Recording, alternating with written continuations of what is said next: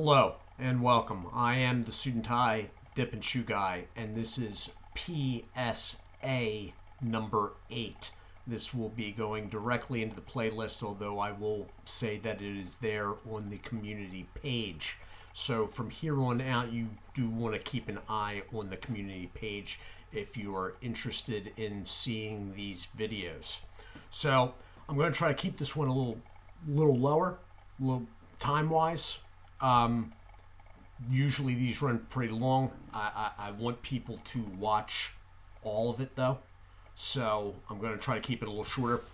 There's a couple things here. Number one, we are on the cusp of whatever's going to happening. Okay, since I said the 9 to 14 days from now video, I believe 7 days have passed. As of this evening, the deaths being reported started to jump. For the longest time, it was basically around Seattle with that nursing home, and then over the last few days, it started going up. This morning, when I first checked, it was at 51. By the time I got back in from working outside, it was at 58. I went over to a family member's house to watch the news and came back about 2.5, 3 hours later, and it was at 64. 4 of those deaths were reported not in Seattle, but in New York City. So whatever is about to occur, and I do that mean that like this week is going to see things really start happening. You want to be aware of what's going on. Now, there is a lot of talk about how bad this is going to be. A lot of people are in two camps. The let's go buy 76 rolls of toilet paper and hide in the basement camp, counting ammo camp, and this is overhyped, this is the elites trying to do insert conspiracy theory. And I do not use conspiracy theory lightly, because I realize the mainstream media has conditioned that term to get a negative reaction out of whoever hears it, but some of them are just conspiracy theories. For example, the elites are doing this because they're trying to cull the masses. That's nonsense, okay? And I'll tell you why. Because if they did want to do that, let's say the Bill Gates and George Soros of the world, which at some point they may very well want to do that and actually try to carry something out. But if this was that, one, they would have all disappeared from the public eye probably by last October. Why? Because they'd be in their bunkers by now. And two, if they were going to release something to take care of overpopulation, which they seem obsessed with, they could release something that was far, far deadlier than this. Trust me. So you got the two sides going back and forth, you know, and I'm not going to try. I don't want people to panic. I want you to be aware, and I want you to be mentally prepared, because what we are most likely going to be looking at here in some form, and it could vary greatly between versions, but basically all versions are bad. You want to mentally prepare, because we could be talking about an event here where basically everyone in the United States of America knows someone that died. A great majority of those people that know someone that died, that someone was a family member. In some cases, there will be multiple family members, but at the very least, everyone will know someone by the time this is over, in my opinion. So, something that's been going on in the media that they've been referring to, and sometimes they get into it and do a good job of explaining, and sometimes they really don't. And anybody that's listening to the car radio headed somewhere or walking past a TV probably has heard something about this, but you most likely have not taken the time. A lot of people have not taken the time to be like, what exactly is that? So there's a couple things that could call off this disaster. Keeping in mind, I don't think they're going to happen. One is that I have said that the virus could mutate to a deadlier form. There is a smaller chance that the virus could mutate to a less deadly form. Keeping in mind, I do not think that is the case. That is not usually the way things swing with that. All right? But for those looking for a tiny bit of hope, the other is with warmer weather that the virus could dissipate. Only problem with that is the chances are, unless it's completely stomped out during the summer, it will most likely reappear with a vengeance in the fall. But it would buy us a little time. That I'll leave open. That could happen. That is a possibility. That is the way things work with a lot of these viruses. This one yet to be seen. But what I was referring to about the news media talking about the thing is what our government is trying to do to mitigate and sort of side run complete and utter disaster. So they have been referring to deadening the curve, okay, or sloping it differently. I think people know or have heard something about the curve and trying to flatten the curve, etc. Depends who you're watching, what they say. So what that is and what they're talking about is spreading the cases out this way. So let me see. Okay, let me do it this way.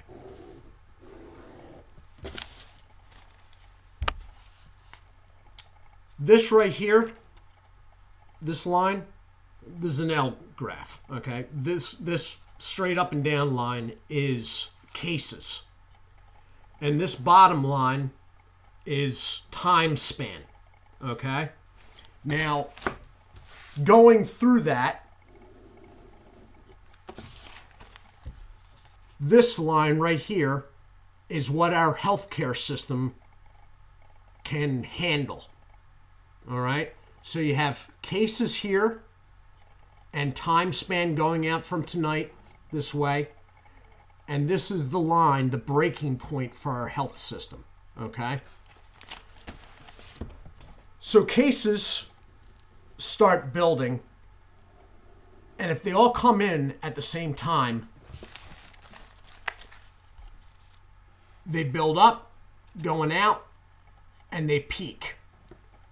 What they're talking about is rounding that curve down, okay?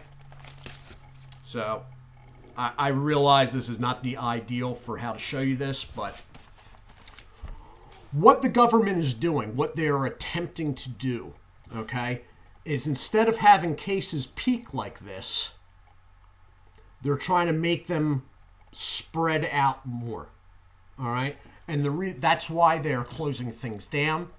It is also why they're putting out-of-hospital testing facilities in places like Walmart parking lots, because they're trying to control the intensive care unit admissions, all right? They're trying to deaden it by cutting people off from other people. They know the cases are going to come. They know there's going to be too many of them. But if they can spread them out, the medical system will not be overwhelmed. So they're trying to spread them out over a longer timeline instead of having them peak. Notice how this peak goes above what our healthcare system can handle. As soon as it passes what the healthcare system can handle, we're in serious shit. Pardon my French, because I usually don't use language on here. If it peaks fast and high above what the healthcare system can handle, the healthcare system collapses. An example of this is what is happening in Italy. All the cases got real sick at the same time in a short time span. It peaked above what their healthcare system could handle, and their healthcare system collapsed. What happens when the healthcare system collapses? Doctors start making very, very tough decisions, like who gets a ventilator, who gets a hospital bed. If it got really bad, doctors might not always be making those decisions, depending how many of them have fallen ill. So, both of these curves are not good in general. But the one that goes above what our healthcare system can handle is, I don't want to call it apocalyptic, but it is a worst case scenario, and deaths are going to skyrocket. So as I have said in a previous video, we have about, including a reserve, 160 to 170,000 ventilators in this country. Who needs a ventilator? The most at-risk population would need a ventilator. That would be senior citizens, and they say with underlying health conditions. Basically, the health conditions they're talking about, when you factor in diabetes, heart conditions, and whatnot, basically that covers all our senior citizens, okay? And in the United States of America, there's 45 million of them.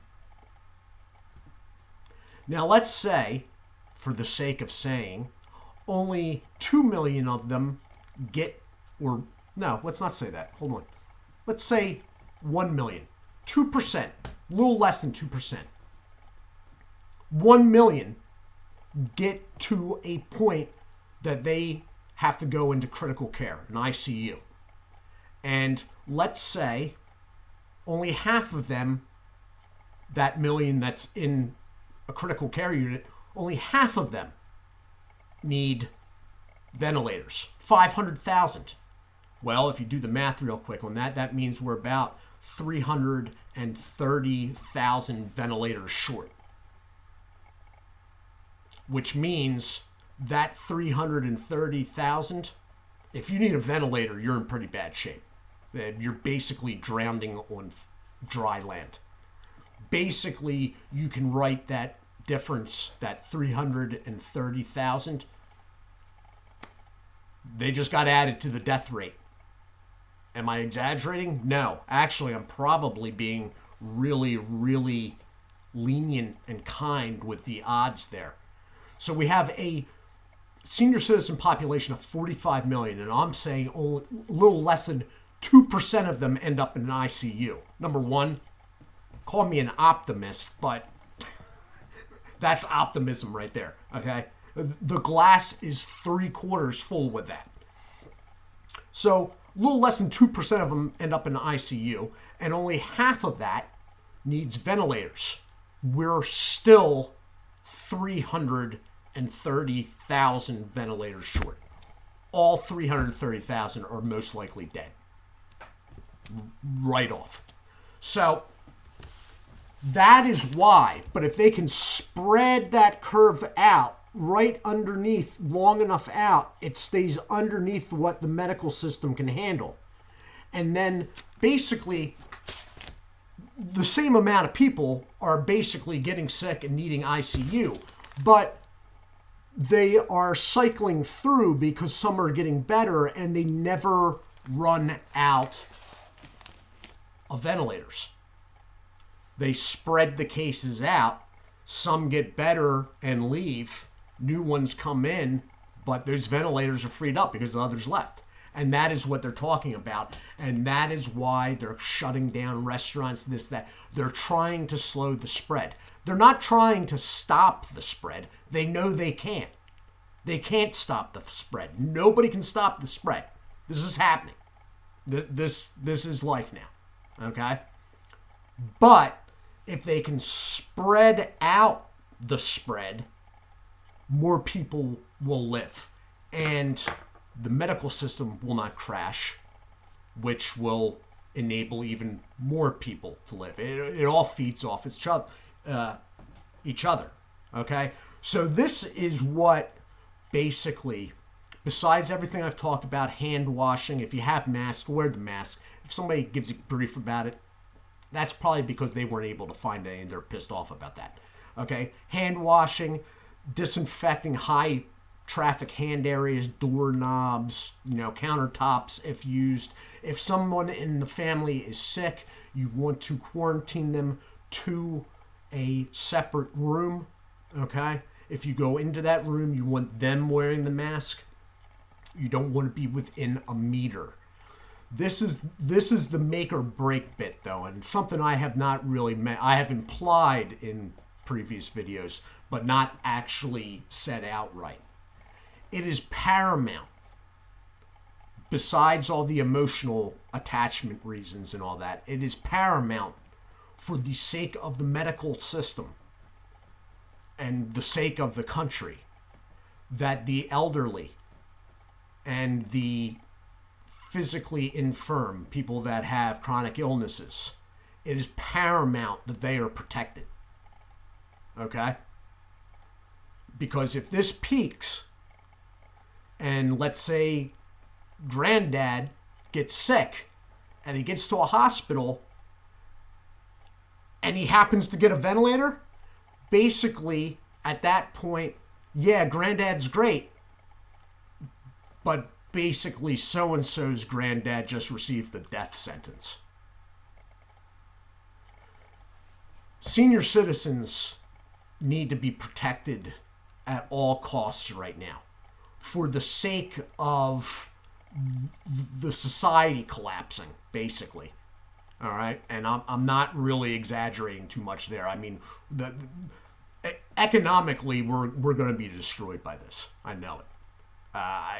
They can do all the quantitative easing they want. It's not going to be enough. All right? But if there's anything that we can do besides the hand washing, the social distancing, disinfecting, protect the elderly, and it's two reasons. I mean, obviously, you want to protect granddad. I mean, grandmom, granddad, your parents, if you're my age. Obviously, you want to protect them just because you love them, and that's what you... But there's more at stake here now. There's another level on top of that. You can look at it just like that, the personal, emotional attachment. That's fine. But do remember, there's another level above that, or below it, depending which way you want to look at it, where the sake of the country is hanging in the balance. Because even if you save, if we go down the road to the point where grandpa is sick and gets to a hospital and manages to get a ventilator, that just means somebody else's grandpa didn't get one. That's what we're looking at here. And if we have that happen enough times, there's going to be serious national repercussions. There's going to be an extended trauma, number one, but the fallout from this will be talked about for another 100 years. Basically, the protection of our senior citizens right now, the country hangs in the balance. And that is all I have to say on this. And I still went to almost 20 minutes. I want you all to take care of yourselves, take care of those around you, take care of your grandparents, your parents, etc. Keep an eye on the news. Try to get varying bits of news. They're all somewhat lacking in one way or another. Doesn't matter if you go Fox News or CNN. Well, don't go CNN, but they all have personal stakes in this at this point. Viewership, etc. So try to get a nice round balance. I am the Suit&Tie Dip and Chew guy. I do hope you are well. Do take care of yourselves, and God bless.